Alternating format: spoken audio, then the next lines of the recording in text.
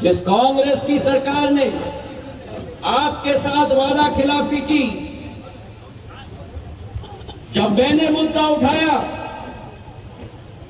किसानों का, जब मैंने मुद्दा उठाया मेरे अतिथि शिक्षकों का,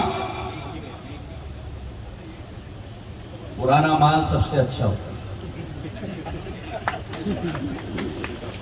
क्यों? क्योंकि पुराना माल चलता ही है, पुराना माल दिल का माल होता है। सही है कि नहीं? जब मैंने मुद्दा उठाया अतिथि शिक्षकों का, जब मैंने मुद्दा उठाया किसानों का और उनकी न्याय की बात की, तब कमलनाथ जी ने मुझे कहा सड़क पे आ जाओ। अब भूल गए कांग्रेसी कि सिंधिया परिवार को जब ललकारा जाता है, मैं उस राजमाता विजयराजे सिंधिया का पोता हूं, जिस राजमाता ने जब डीपी मिश्रा ने ललकारा था तो डीपी मिश्रा की सरकार को धूल चटा दिया था मेरे भाई और बहन। और आज मेरे मंच पे ऐसे योद्धा बैठे हुए हैं, तुलसी सिलावट जी के रूप में, राजवर्धन सिंह जी दत्तीगांव के रूप में, जिस जमाने में आज सरपंच अपना सरपंची नहीं छोड़ता, इन दोनों योद्धा ने तो अपनी कैबिनेट मंत्री पद छोड़ दिया आपके न्याय और आपके विकास के लिए। मैं दाद देता हूं, जनता की अदालत में कूदे, दोबारा जीत के आए और एक लोखंडमुखी सरकार प्रधानमंत्री नरेंद्र मोदी जी के नेतृत्व में मध्य प्रदेश में स्थापित की। जहां एक तरफ किसानों के साथ अन्याय को हमने ठीक किया, वहीं दूसरे तरफ मेरे महिलाओं के बारे में जो कोई नहीं सोच रहा था, मेरे एक एक आदिवासी समाज की महिला,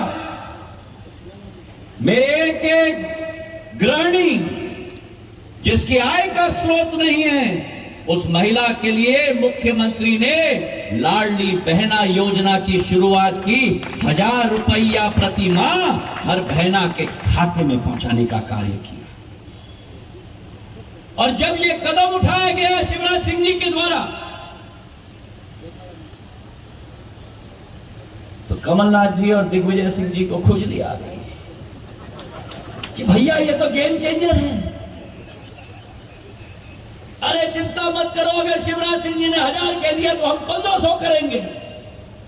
अरे भैया, अगर तुम समझते हो कि तुम दहले हो तो शिवराज सिंह जी तो नहले पे दहले हैं। 1000 रुपए से कहा उन्होंने बढ़ाकर 3000 रुपए हम लोग करके देंगे हर महिला के खाते में।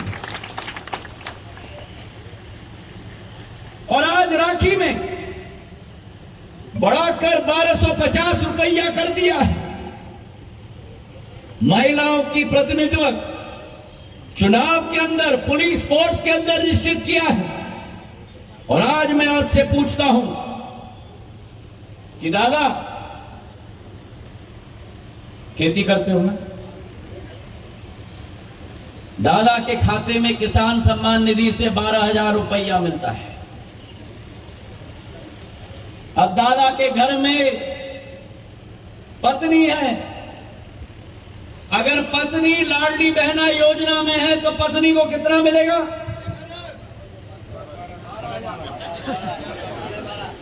कितना मिलेगा?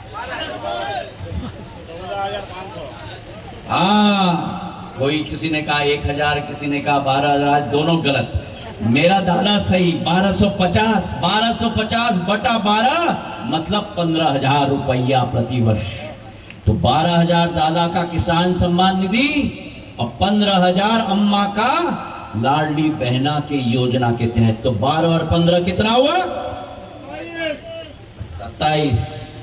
और अब दादा के घर में अगर बिटिया है और बिटिया लाडली बहना है तो बिटिया को कितने मिलेगा? 15,000। तो 27 और 15 कितना हुआ? अरे बोलो, 42,000। और अगर दादा आपके घर में बड़ी बहू है, अरे हटो दादा, तुम कहां से दादा बन गए भैया, कैमरा वाले दादा? अगर बड़े बहू है आपके घर में, तो बहू को अगर लाडली बहना में है तो बहू को कितने मिलेगा? 15,000। तो 42 और 15 कितना हुआ? और अगर दादा के घर में छोटी बहू है तो छोटी बहू को कितना मिलेगा? 15,000। तो 57 और 15 कितना हुआ?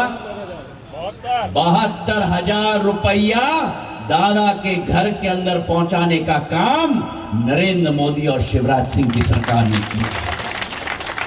और इसलिए मैं कहता हूं, एक तरफ वो सरकार जिसने कन्यादान योजना बंद कर दी, एक तरफ वो सरकार जिसने संबल योजना बंद कर दी, एक तरफ वो सरकार जिसने महिला आशा कार्यकर्ताओं का 1500 वेतन काट के रखा, और दूसरे तरफ मेरे कमल माल की सरकार। और इसलिए मैं आपसे निवेदन करना चाहता हूं, ये जन आशीर्वाद यात्रा मध्य प्रदेश की दिशा और दशा सुनिश्चित करेगी, मध्य प्रदेश का भविष्य सुनिश्चित करेगा। नवंबर में चुनाव आ रहे हैं, अनेक तरीके के पंछियां आएंगी मेरे जोबट में, जिनका चेहरा आपने जिंदगी भर नहीं देखा होगा। और मैं आपको गारंटी देता हूं, कांग्रेस की गारंटी है ना, मैं आपको गारंटी देता हूं, उनके चेहरे चुनाव के बाद आप जिंदगी में कभी नहीं देखेंगे।